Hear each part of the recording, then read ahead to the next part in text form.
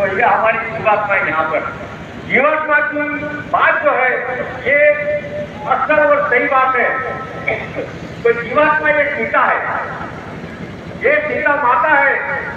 ये सीता माता जो ये युगों से हम लोगों को ये लाभ मिलता है, मनुष्य शरीर मिल गया, उसके जगाने के लिए उसको कैसे, तो कहने का मतलब क्या है कि वो एक ही है, लेकिन उनको विश्वास होना चाहिए कि भाई ये सामने जो खड़े हैं, सामने जो है वो क्या कर रहे हैं, तो वो किसकी सीता माता है। तो कहने का मतलब में जैसे स्वामी महाराज ने कहा था, जो रामचंद्र जो थे उनकी जो सीता, उनको जो सीता शोध के लिए, सीता की तलाश के लिए हनुमान जी को भेजा।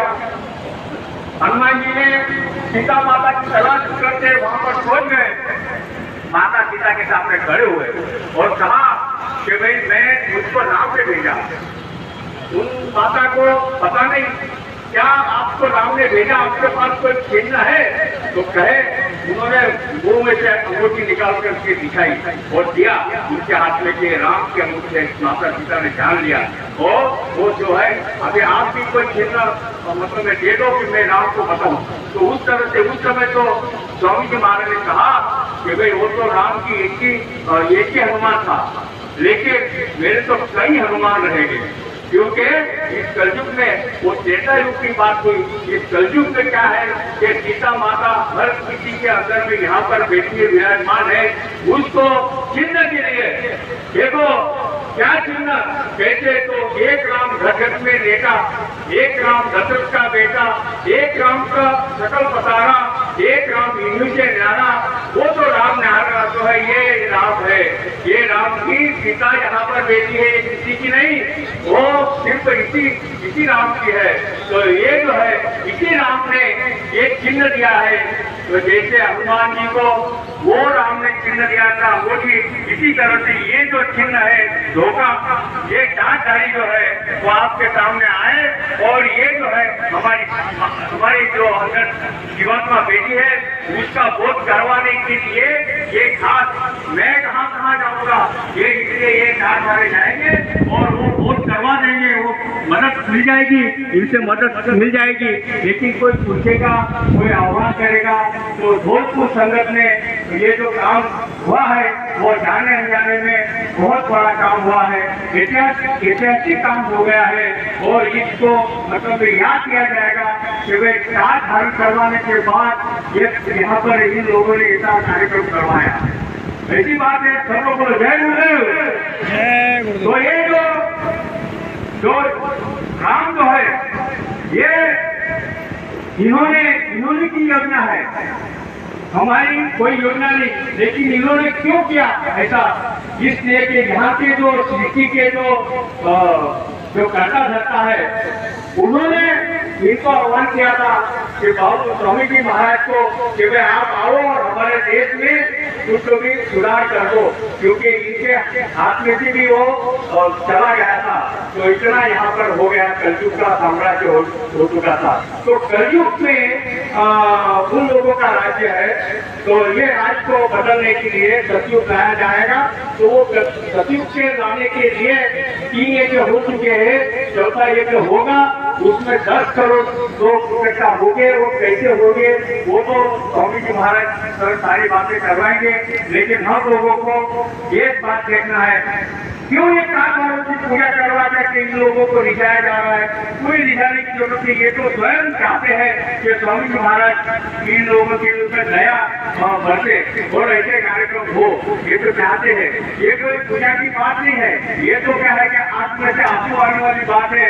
ऐसी बात है कि कोई पूछे तो मिले ना, कोई पूछेगा नहीं, उसको जबरदस्ती अगर दे दिया जाए तो तुम रख नहीं सकते हो। इसीलिए ऐसी योजना बना करके ऐसी सिस्टम से, तो देखो मालिक किसकी सुनता है, ये परमात्मा वो महात्मा किसकी सुनता है। तो एक कहानी बताते हैं, जैसे नारद जी जो है वो कहते हैं कि भाई विष्णु भगवान उनके भक्त थे, विष्णु भगवान के भक्त थे नारद जी, वो हमेशा उनका नाम का सुमिरन करते हैं। तो कहने का मतलब ऐसा है कि उन्होंने कहा कि भाई ये ब्राह्मण के वहाँ वो हर जगह पर जाया करते थे, तो ब्राह्मण के वहाँ गए तो वहाँ बोले क्या ये आपके यहाँ सब कुशल मंगल है? हाँ कुशल मंगल है।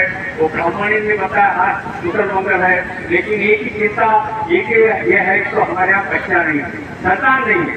तो कहे नारद जी कहे कि क्या बात, मैं अभी भगवान से आपके लिए संतान मांग करके लाता हूँ। तो गए नारद जी विष्णु भगवान के पास, कहने लगे अरे वो ब्राह्मण को विष्णु भगवान कहे कि 7 जन्म उनको संतान का योग नहीं है। तो कहने का मतलब ऐसा है कि वो नारद जी आकर के बता दिया, वो ब्राह्मण को वो बता दिया कि इसको 7 जन्म आपको पुत्र की संतान नहीं होगा। तो कैसा है कि लेकिन उसके बाद एक फकीर आया, वो एक रोटी खिलाएंगे तो सीधे बैठ जाओ, 5 खिलाएंगे तो 5 रोटी, इसी तरह से वो खिलाएगा। लेकिन वो क्या है कि ये लोग तो कहते हैं वो ऐसी बात नहीं, उसने रोटी खा ली तो उसकी बड़े उनके वहाँ संतान आ गई। नारद जी बस आए, देखा ये वैश्य है, तो सारी बातें वो ब्राह्मणी ने बता दिया। तो कहने का मतलब ऐसा है कि वो नारद जी आ गया आगे भगवान के पास और गए तो भगवान स्वयं पेट को पकड़ करके बोले मेरे पेट में दर्द है। तो क्या दर्द है? अभी ये इसकी बात मेरी बात बताने से पहले इनका दर्द दूर कर दूं तब मैं सुन लूं। तो कहने का मतलब वो कहे कि भाई मैं इसका दर्द का क्या है, इलाज क्या है? तो कहे कि मुश्किल लोग से कोई मनुष्य का कलेजा जब मिल जाए तो मेरा दर्द दूर हो जाएगा। तो नारद जी जाते हैं मुश्किल लोग में, वापस आते हैं और कहते हैं किसी को भी भगवान को कलेजा चाहिए तो सब तैयार तो हो जाते हैं, लेकिन कहता है कि मारेंगे कलेजा निकलेगा तो मैं मर जाऊंगा, तो वो मना कर देते हैं। तो कहने का मतलब ऐसा है कि वही फकीर के पास जाना होता है नारद जी का। तो फकीर कहे कि लाओ, वो ऐसा छुरा लेता है लेकिन उसका हाथ पकड़ लेता है नारद जी और कहता है कि चलो वहां पर विष्णु भगवान के पास में लेके जाता है कि भैया कलेजा लेके जाऊंगा तो कुछ ऐसा बाती हो जाएगा, तो इसीलिए वो उसको साथ में सब लेके जाते हैं। तो कहने का मतलब क्या है कि वो जब हो गया होता है, आपका बताओ क्या है? तो कहे कि उस ब्राह्मण के वहां पर 5-7 जन्म उसको संतति का योग नहीं था, तो कैसे उसको संतति आपने दे दिया? तो कहे देखो नारद ये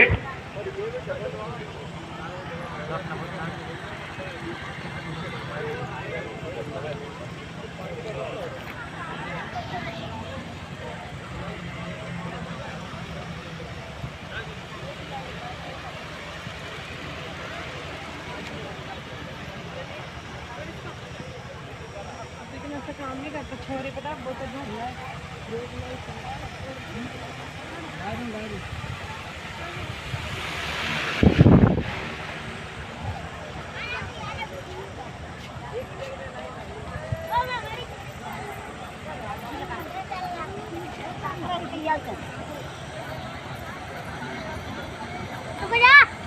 हेलो जय गुरु। तो नारद जी ने पूछा कि भाई उसको संतान के माँ कैसे? तो कहे ये जो है आपने किसको लाया वो कलेजा देने को तैयार हुआ है, इसकी बात मैं सुनूं कि तुम्हारी सुनूं? कहने का मतलब ऐसा है कि आप ये कलेजा देने को तैयार होता, तुम्हारे पास भी तो कलेजा था, तुम यहीं पर मुझको कलेजा दे दिया होगा तो तुम्हारी बात मतलब मैं मानने के लिए मुझको था। तो सब लोग बोलो जय गुरु। तो कहने का मतलब ऐसा है कि ये जो टाट वाले जो है इनकी बात वो परमात्मा कैसे सुनता है वो थोड़े में मैं बता करके बंद करता हूँ। देखो उन्होंने जब टाट वाला पहराया तब कहा, क्या कहा कि महात्मा गांधी का सत्याग्रह चला 30 साल। महात्मा गांधी ने कहा था आप अगर आजादी चाहते हो एक मोटा पत्थर फेर लो। तो जो लोग महात्मा गांधी को नहीं जानते थे, गांव वाले जैसे मद्रास है, इधर है उधर है, पूरे भारत में वो लोगों ने पत्थर पहन लिया। खद्दर पहन करके, ये सब स्वामी जी महाराज बता रहे हैं, खद्दर पहन करके वो गांव में, नगर में जब वो दिखते थे लोगों को, अपने ही लोग उनको कहते थे, जूता चप्पल उनके सर पर मारते थे और कहते थे, अरे मूर्ख, जिसके राज्य में सूर्य का अस्त नहीं होता है उसको तो भगाएगा। ये खद्दर पहन करके, तो कहने का मतलब है उनके आंख में से आंसू निकलते थे, गालियां खाते थे, मार खाते थे, लेकिन चुप रह करके बाहर, नगर के बाहर, ये सब स्वामी जी महाराज बताते थे उस समय कराया गया। तो वो जो गांव के बाहर, नगर के बाहर जा करके क्या करते थे, आवाज लगाते थे। क्या आवाज लगाते थे? आजाद हो जाएगा, आजाद हो जाएगा। तो उनकी हृदय की सच्ची आवाज उस परमात्मा ने सुनी और आजादी मिल गई, लेकिन आजादी का आनंद नहीं मिला। तो कहने का मतलब ऐसा है कि उनको दबा दिया, उनको दबा दिया, नकली लोगों को दबा दिया, नकली आगे कद्दरधारी कद्दर कह करके जाकर नौसार कर लिया, शराब पी लिया और सत्ता में आने के बाद उसका आजादी का आनंद हमको नहीं मिला। इसी तरह से स्वामी जी महाराज ने कहा था, ये जो गोरा है, सतयुग का आनंद जो है वो आनंद हमको मिलेगा। गोरे वाले को कोई दबा नहीं सकता है, नकली कोई आ नहीं सकता है, और ये गोरे वाले जो है इनके तरफ से मतलब जो सतयुग का जो है वो आनंद हम लोगों को मिलेगा। क्यों मिलेगा? क्योंकि नकली का तो कोई आने की बात नहीं है। ये इनकी आवाज जो है, अभी इन गोरे वाले को करना क्या है, जिस तरह से वो फार्मूला बताया महात्मा गांधी ने जो बताया था, वो स्वामी जी महाराज ने बताया कि भाई जिस तरह से आवाज लगाते थे, तो हमको सिर्फ आवाज लगानी है। तो गोरे वाले को आवाज लगानी है। वो क्या आवाज लगानी है? बाबा जी का कहना है, बाबा जी का कहना है। तो ये आवाज लगा करके वो सतयुग तो कैसे नहीं आते हैं, कैसा नहीं आता है, तो ये आवाज वो सुनेंगे, वही करने वाले हैं, वो धरने वाले हैं, सब कुछ वही करने वाले हैं। तो ये आवाज भी लगाई जा रही है, लेकिन फिर भी इतना समय क्यों हो गया, इतना समय क्यों हो गया? तो समय से साफ काम होते हैं, इस तरह से स्वामी जी महाराज ने सत्संग में बताया था। और दूसरी बात ऐसी है कि जो परमात्मा भगवान जो है वो उनकी सुनता है कि जो कलेजा, तो ये जो बात है वो देने वाले अगर रहेंगे तो देखो, स्वामी जी महाराज ने कहा था कि इनसे मैं काम ले लूंगा, तो इनमें क्या होगा कि इसका अगर टाट से परिवर्तन नहीं होगा, टाट से नहीं होगा तो टाट की लंगोटी लगाई जाएगी, टाट की लंगोटी लगा करके नहीं होगा तो घास की लगाई जाएगी। उसके लिए भी पूरी तैयारी हमारी होनी चाहिए टाटधारियों की। तो अंदर में वैसे तो काम हो ही जाने वाला है, ऐसे कोई बात नहीं है, क्योंकि ये भी ऐसा कोई माहौल नहीं है। उस समय उन लोगों को तो मार पड़ती थी जूते चप्पल की खद्दरधारियों को, लेकिन अभी टाटधारियों को तो बुला करके सुना जा रहा है उनकी तरफ से कि भाई सुना तो हमको क्या बाबा जी की बात है। तो अभी तो परिवर्तन तो बिल्कुल निकट है। और हमारी ये छोटी मोटी बातें जो है, तो मैंने पहले बताया था कि ये जो चिन्ह है ये हमको बोध कराया जा रहा है कि यहाँ हमारी जीवात्मा है, और आनंद जो है हम बाहर तलाश कर रहे थे, वो आनंद बाहर में क्षणिक है, हो रहा है, लेकिन उसके लिए दुख हमको बहुत देना मतलब उसके बदला बहुत देना पड़ता है। लेकिन ये घाट पर अगर हम आ जाते हैं तो घाट के लिए मदद मिलेगी। ये 5 दिन का जो कार्यक्रम है, यहाँ पर ऐसी बात होगी कि हम लोग अगर संकल्प जो करते हैं तो स्वामी जी महाराज इन लोगों के पास में संकल्प लिया गया है। बार बार संकल्प लेने की कोई जरूरत नहीं है। ये स्वामी जी महाराज ने सब कार्य करके छोड़ा है। हमको वही है वही जो राम जी रहा था, तो इन्होंने सब कुछ रख के छोड़ा है। सब लोग बोलो जय गुरुदेव। देखो मैं जो बात कर रहा हूँ, तो ये जो है हमारी जीवात्मा का संदेश पहुंच चुका है। हमारे अंदर में जो सीता माता है वो जान चुकी है, ये जो बात निकल रही है वो स्वामी जी महाराज की तरफ से आई है और हमको अमल करना है। तो क्या करना है? तो नए लोग जो है, ये पुराने जो है ध्यान भजन दूसरे तो पैर नहीं करेंगे, दूसरे नए लोग जो है वो एक काम करेंगे, 108 बार जय गुरुदेव नाम का जाप करेंगे। आंखें बंद करना, अंदर में हमको नाम दान मिलेगा। सब लोग बोलो जय गुरुदेव।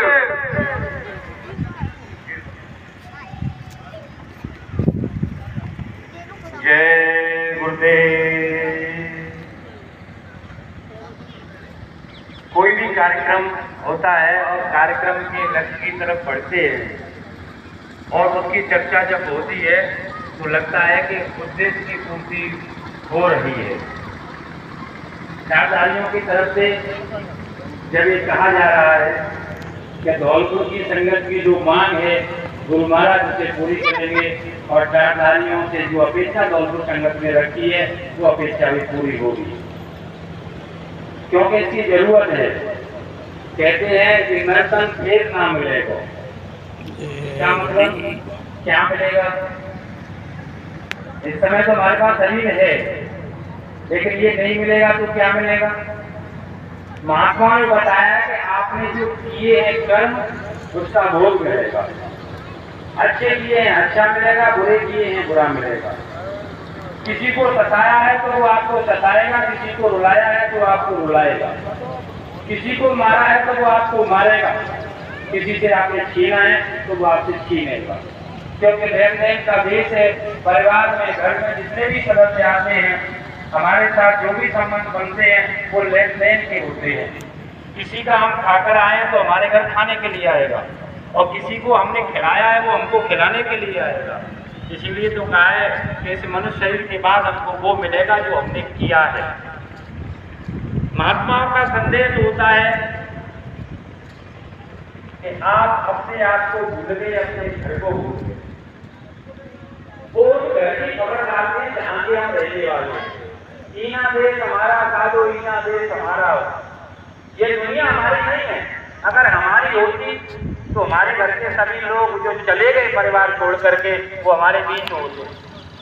अभी कुछ दिन पहले, लगभग 2 महीने पहले मुझसे मेरा बड़ा भाई था, वो बिछड़ गया। आप देख रहे हैं जय गुरुदेव चैनल लदवई। इस समय में मौजूद हूँ जागीर बोरौली गाँव, तहसील कड़ी, धौलपुर। यहाँ 5 ये इसने मिलन प्रोग्राम चला हुआ है जो 7/5/2022 से कल से शुरू हुआ है। आज 28 मई है, दूसरा दिन है। अभी 3 दिन का प्रोग्राम और चलेगा। यहाँ पर जय गुरुदेव संस्था ट्रस्ट जो मथुरा है उसके बारे में विचार विमर्श होंगे। अभी सत्संग चला हुआ है। शाम को 5 बजे से 2 घंटे के लिए यहाँ पर स्वामी जी के बारे में चर्चाएँ होंगी कि सन 2012 में 18 मई को जो घटना घटी थी, क्या वो घटना सत्य थी? क्या वास्तव में स्वामी ने अपना शरीर छोड़ दिया या उन्होंने कोई ये लीला की, या उनके जो अनुयायी थे जो उनके इर्द गिर्द बने रहते थे, जिस प्रकार एक जानवर के कलीली चिपकी रहती है इस प्रकार चिपके रहते हैं, स्वामी जी ने कहा है, तो क्या उनका दोष है? यदि उनका दोष है तो आज स्वामी जी कहाँ पर हैं? इन सभी बातों की चर्चाएँ शाम को 5 बजे से 7 बजे तक होंगी। कल भी इसके बारे में चर्चाएं चली थी और एक टाटधारी द्वारा ये बताया गया था जो झुंझुनू जिले के हैं, प्रॉपर झुंझुनू के हैं, जिन्होंने कहा था कि स्वामी जी मौजूद हैं। उनको कई जगह पर देखा गया है और लोग उनको ले गए थे कि यहाँ पे स्वामी आए थे। वो स्थान उन्होंने देखा था, ऐसा उन्होंने कल बताया था यूट्यूब पर। जय गुरुदेव चैनल लदवई यदि आप पहली बार देख रहे हों तो इसको सब्सक्राइब कर जय गुरुदेव चैनल को आगे बढ़ाने की हमें कोशिश करें, जिससे ये चैनल तेजी से आगे बढ़ता रहे। इसमें सभी धार्मिक प्रोग्राम अधिकांश दिखाए जाते हैं, सत्संग है, भागवत है, कथा है, रामायण है, ऐसे जो बड़े प्रोग्राम होते हैं वो इसमें दिखाए जाते हैं। मैं जहाँ तक कोशिश करता हूँ पहुँच जाता हूँ और आपको ये धार्मिक प्रोग्राम दिखाने की पूर्ण कोशिश करता हूँ। इस समय आप देख रहे हैं जिला धौलपुर की संगत द्वारा यहाँ पे 5 दिवसीय राष्ट्रीय कार्यक्रम हो रहा है, जिसमें पूरे हिंदुस्तान से सत्संग प्रेमी यहाँ पे आए हुए हैं, टाटधारी भी यहाँ पे आए हुए हैं। उनका दर्द समझते हैं और प्रेम नहीं होगा तो दर्द समझ में नहीं आएगा, प्रेम नहीं होगा तो दूसरे की पीड़ा समझ में नहीं आएगी। माता पिता का प्रेम बच्चे के लिए होता है, लेकिन बहनों के बीच में एक बात मैं रखना चाहूँगा। सत्संग का समय पूरा हो गया है। शाम को 4 बजे से 5 बजे तक स्मरण ध्यान भजन का समय रहेगा। उसके बाद में और महत्वपूर्ण चर्चा होगी इस कार्यक्रम के उद्देश्य को लेकर के। जिन प्रेमियों का इंतजार था लगभग आ चुके हैं, सभी तो नहीं आए, लगभग आ चुके हैं। माता पिता पीड़ा को समझते हैं। बहनों के लिए एक निवेदन है, बहनों से एक प्रार्थना है कि हर माँ अपने बेटे को श्रवण बनाना चाहती है कि मेरा बेटा ऐसा हो, मेरे आदेश का पालन करे, मैं जो कहूँ वो करे, लेकिन अपने पति को श्रवण बनने नहीं देती है। अगर उनका पति अपने माता पिता का कहना मानता है, भाई का कहना मानता है, तो अच्छा नहीं लगता। क्यों? केवल यही चाह है कि मेरा बेटा मेरी आज्ञा का पालन करे, तो वो भी किसी का बेटा है, उसे भी तो आजाद रहने दो, उसे भी तो अपने माँ बाप की सेवा करने दो। हम अपने घर में अपनी बेटी को पाल पोस करके बड़ा करते हैं, दूसरा भी अपने घर में अपनी बेटी को पाल पोस करके बड़ा कर रहा है। हमारी बेटी किसी के घर जाएगी, किसी की बेटी हमारे घर आएगी, हमने क्या सिखाया है वो वहां पर जाकर दिखाएगी, उसने क्या सिखाया है वो हमारे घर आकर दिखाएगी। अगर सब हम अपने बच्चों में संस्कार डालें तो समाज की बुराई खत्म होगी, फिर बुराई से बचेंगे, महात्माओं की बात फिर समझ में आएगा। क्योंकि अभी तो समझ में नहीं आती वो क्या कहते हैं, क्योंकि हम तो संसार में फंसे हुए हैं। सुबह से शाम तक अगर गाने का काम हो जाए तो गाना अरे बहुत अच्छा लग रहा है, लेकिन अच्छा नहीं है ये। सारा दिन सुनना ये इंद्रिय है, ये सुनने से कभी नहीं थकती है। अभी आप बहने बैठी रहें, अभी प्रसाद, अच्छा प्रसाद है जिनके पास वो प्रसाद रख जाए। ये इंद्रिय है हमारी, कान भी है, जीभ भी है, और जो चीज जितनी अच्छी लगती है उतनी कष्टकारक होती है। मीठा जिसको ज्यादा पसंद है उसे शुगर हो जाएगा, सुनना जिसको ज्यादा पसंद है वो झगड़ा करा देगा, क्योंकि वो ज्यादा सुनेगा कुछ ना कुछ तो उल्टा सीधा सुनेगा। और ये कभी नहीं थकते, कान कभी सुनने से नहीं थकते, जबान कभी चखने से नहीं थकती। इसलिए तो महात्मा कहते हैं इधर से मन को हटाओ और मैं जो कहता हूँ उसको सुनो। वो क्या कहते हैं? वो ये कहते हैं कि तू अपने घर की तरफ चल और मेरी बात पर ध्यान दे। तेरे पास आंख है, कान है, नाक है, मैं तुझे जड़ी दूंगा, उनसे तू उसको खोल ले तो तुझे खुद को भी देख ले तू कैसी है। अभी हम क्या देखते हैं? अपनी शक्ल को आईने में देखते हैं, मेरा चेहरा कैसा है, मैं कितना सुंदर हूँ, आईने के सामने बार बार खड़े हो जाते हैं। लेकिन प्रेमियों ये हमारी शक्ल नहीं है, इस शरीर की है। जब हम छोटे थे तब कैसी थी, जवान हुए तब कैसी, अब वृद्ध होने जा रहे हैं कैसी, इसमें परिवर्तन। लेकिन वास्तविक शक्ल नहीं है हमारी। इस शरीर को एक दिन चार भाई कांधे पर उठाएंगे, राम नाम सत्य है, सत्य बोलो सत्य कहते ले जाएंगे, हिंदू जलाएंगे, मुसलमान दबाएंगे, कहानी खत्म हो जाएगी, शक्ल मिट जाएगी। तो फिर हमारी शक्ल कैसी है? महात्मा कहते हैं कि मैं आपको वो जड़ी देता हूँ, उसको आप अपनी आंख पर लगाएंगे तो खुल जाएगी, फिर आप अपने आप को देख पाएंगे और आप इतने सुंदर हैं कि दुनिया में कोई सुंदर नहीं है इतना। आप बहुत सुंदर हैं, आप बहुत खूबसूरत हैं। जब आप अपने आप को देख लेंगे तो फिर प्रभु को देख पाएंगे। लोग भगवान के पीछे पड़े हैं, मंदिरों में जा रहे हैं, भगवान की सेवा कर रहे हैं, पूजा कर रहे हैं, तब पूजा करके आगे भगवान की। लेकिन कभी विचार किया है कि भगवान ने पूजा स्वीकार कर ली कि नहीं कर ली? ऐसा तो नहीं हमारी पूजा से भगवान की नाराज हो गया हो। भगवान आराम से बैठा है, हम लोटा ले गए, भगवान के सर पर चढ़ा दिया, वो आराम कर रहे हैं, तो नाराज होंगे कि प्रसन्न होंगे? इसलिए महात्मा कहते हैं पहले अपने आप को जगाओ, और जब आप जाग जाएंगे तो भगवान को भी पहचान लेंगे और पा लेंगे। इसीलिए सत्संगों में बहुत कुछ सुनाया जाता है, आप अपने काम की चीज पकड़िए। ये नहीं, वैसे होता ये है कि जब सत्संग में सुनने को मिलता है तो बहुत कुछ, अरे साहब सुनाने वाले ने ये बात सही नहीं सुनाई, वो पकड़ लिए, और भी तो कुछ सुनाया है, आपके मतलब की नहीं है, उसे छोड़ दो। आपके मतलब का क्या मिला उसे आप पकड़ लीजिए, क्योंकि यहाँ सब विचारों के लोग बैठे हैं, किसी को कुछ पसंद है, किसी को कुछ पसंद है। तो महात्माओं के सत्संग होते हैं और उनके वचनों को शिष्य जब प्रेमियों के सामने परोसते हैं तो वो सबके लिए है। आप अपने अपने मतलब का छांट लें, और जो बहनें और भाई देरी से आते हैं उनसे प्रार्थना है कि सत्संग का समय सुबह 10:30 बजे का है। और कभी कभी ऐसा होता है कि आप सुनने के लिए बैठ के पता नहीं ये टाट वाले क्या बोल रहे हैं, समझ में नहीं आ रहा।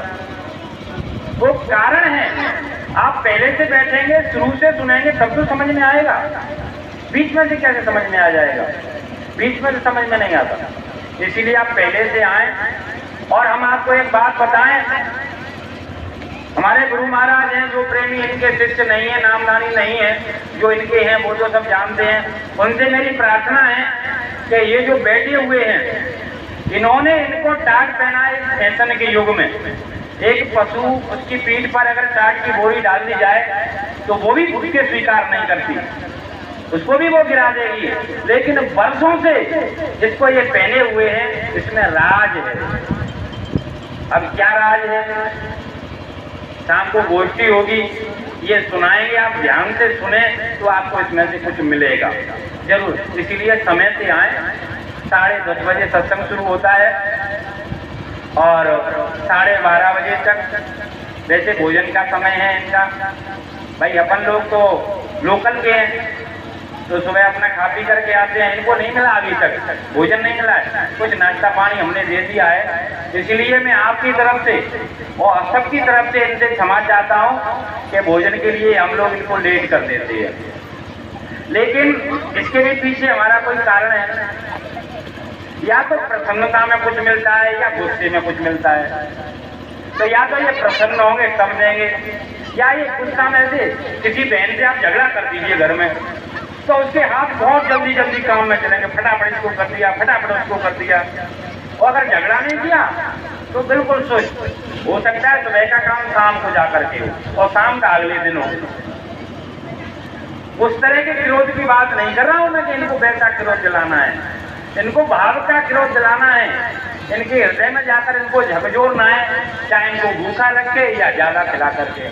तो आने जाने में प्रेमी आए हैं, अभी भी कुछ भाई आए हैं। हमारे एक टाटदारी पीछे बैठे हुए हैं, मुंबई के रहने वाले हैं वो।